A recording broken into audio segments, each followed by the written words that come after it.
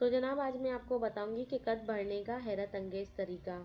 قد جو ہے چھوٹا کیوں رہ جاتا ہے اور کچھ ہی دنوں میں آپ لوگ جو ہے قد کو بہت بڑا کر سکتے ہیں۔ میری کچھ ٹپ کو اگر آپ فالو کرتے ہیں تو آپ کا قد جو ہے بہت اچھا ہو جائے گا۔ قد چھوٹے ہو تو ہر انسان کو ہی جو ہے ایک کمپلیکس ہوتا ہے کہ میرا قد چھوٹا کیوں ہے۔ تو قد کو چھوٹا رکھنے کے بڑے نقصانات ہیں، رشتے نہیں ہو پاتے ہیں اور پھر لڑکیاں بھی پریشان، مرد بھی پریشان۔ جیسا کہ آپ سب جانتے ہیں کہ چھوٹا قد انسانی شخصیت کو ختم کر دیتا ہے۔ اسمارٹ پن کی علامت سمجھا جاتا ہے بڑا قد۔ بڑے قد کی بڑی امپورٹنس بھی ہوتی ہے اور پھر چھوٹے قد کے آدمی کو زندگی میں کئی طرح کی دشواریوں کا سامنا بھی کرنا پڑتا ہے۔ پولیس کا محکمہ ہو یا فوج کا محکمہ ہو یا دیگر سرکاری ادارے وغیرہ، ان سب میں زیادہ تر لمبے قد والوں کو ہی بھرتی کیا جاتا ہے اور پست قد والوں کو جو ہے نہیں لیا جاتا۔ اس کی وجہ یہ ہوتی ہے کہ ایک قد جو ہے بہت امپورٹنس رکھتا ہے زندگی میں بھی، اور 5 فٹ 7 انچ قد بہت مناسب قد ہے اور اس قد کو قدر نگاہ سے دیکھا جاتا ہے۔ لیکن ایشیائی ممالک میں یورپیوں کی نسبت چھوٹا قد جو ہے پایا جاتا ہے۔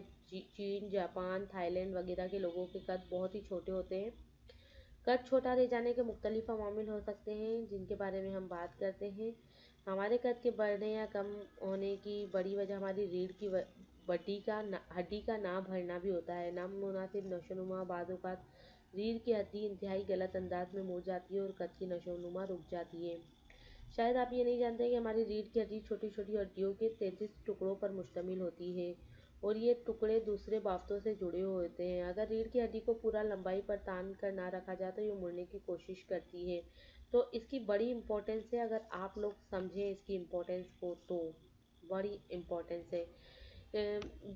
چھوٹا قد رہنا جانے کی اہم وجہ وراثت کا اثر بھی ہے۔ جی ہاں، شاید آپ حیران ہو مگر یہ حقیقت ہے کہ بہت سے لوگوں کا قد محض اس لیے چھوٹا رہ جاتا ہے کہ ان کے آباء و اجداد کے قد چھوٹے ہوتے ہیں۔ اگر آپ کے والدین کا قد چھوٹا ہے تو یقیناً اس کا اثر آپ پر بھی پڑے گا، لیکن یہ ضروری نہیں ہے کہ بعض اوقات ایسا بھی ہوتا ہے جن والدین کے قد بہت چھوٹے ہوتے ہیں اور لیکن ان کے بچے جو ہوتے ہیں وہ بڑے قد کے پیدا ہوتے ہیں۔ میں نے تو ایسے لوگوں کو بھی دیکھا ہے جن کی شادیاں جو ہے ہوئی ہیں چھوٹے قد سے ہی، لیکن ان کی جو اولاد ہے وہ بڑے قد والی ہے۔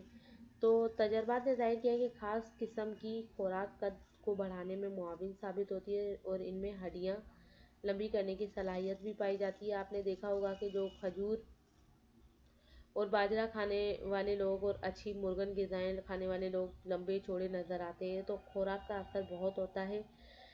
اور جو ہڈیوں کو سیدھا کرتے ہیں، بعض لوگوں کی ہڈیاں کسی خاصی اندرونی کمی یا بوجھ کی وجہ سے ٹیڑھی ہو جاتی ہیں۔ یہ وٹامن ان کو سیدھا کرنے میں مدد دیتے ہیں اور ہڈیوں کو قدرتی جگہ پر لے آتے ہیں۔ لہذا ہر شخص کو اپنے قد کو بڑھانے کا خواہش مند ہے، اس کو چاہیے کہ خوراکوں کو درست استعمال کریں۔ یہ قدرتی خوراکیں آپ کی ہڈیوں کو سیدھا کرتی ہیں۔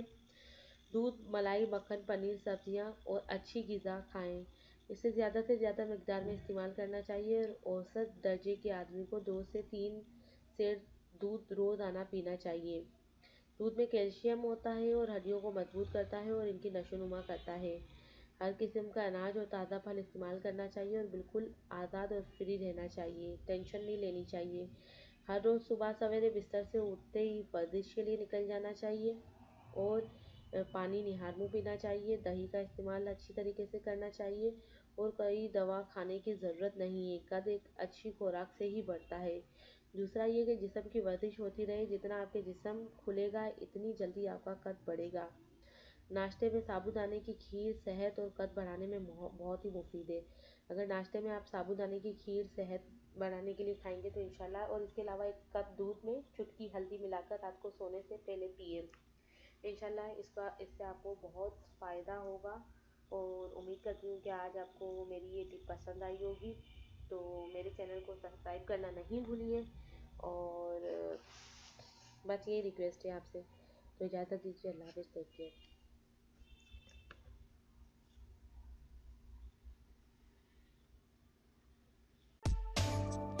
If you liked the video, give it a thumbs up